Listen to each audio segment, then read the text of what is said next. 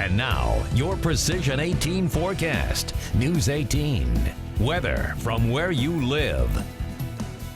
Scattered rainfall and cooler temperatures. That's what we're seeing throughout Greater Lafayette at this hour. Notice what we're dealing with, all the isolated rain specifically for the eastern half of the viewing area. But notice some of the heavier rainfall moving in across parts of White County and pushing now east of Benton, Newton, and Jasper counties, just southwest of Monticello, also straddling the White-Pulaski County border. This is all pushing eastward across the region. And as we zoom out, some more scattered rainfall continues to pop up to the west of us. But once we get past about 10 p.m. or so, that's when things will finally begin to dry out throughout the viewing area. Let's throw that map in motion. You can see the scattered rainfall pushing pretty much due eastward across the region.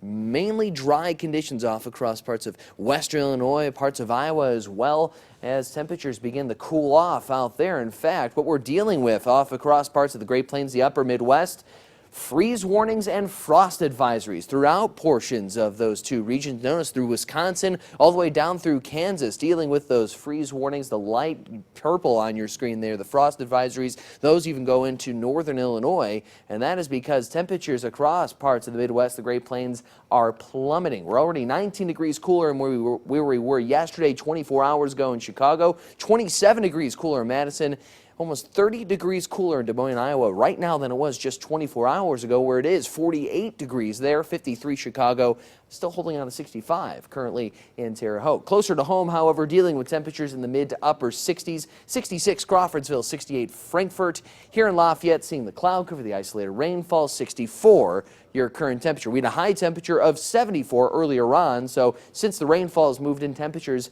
have fallen about 10 degrees since about your lunch hour. Winds from the southwest currently still around 6 miles per hour, indicating that the cold front has not yet come and gone quite yet.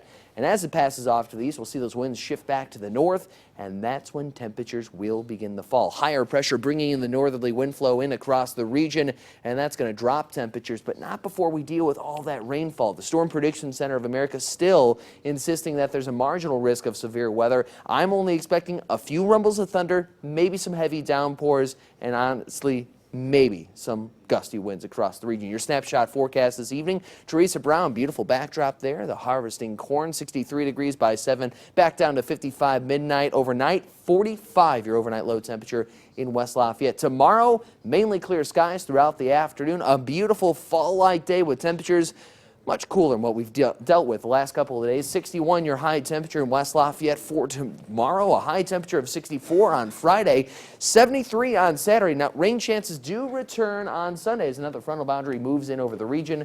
But we had a high temperature of 80 degrees by Tuesday. And then another cold front comes through and drops temperatures right back down into the 60s by next Wednesday. Rob and I were just discussing a little bit of Cubs history. Steve Bartman.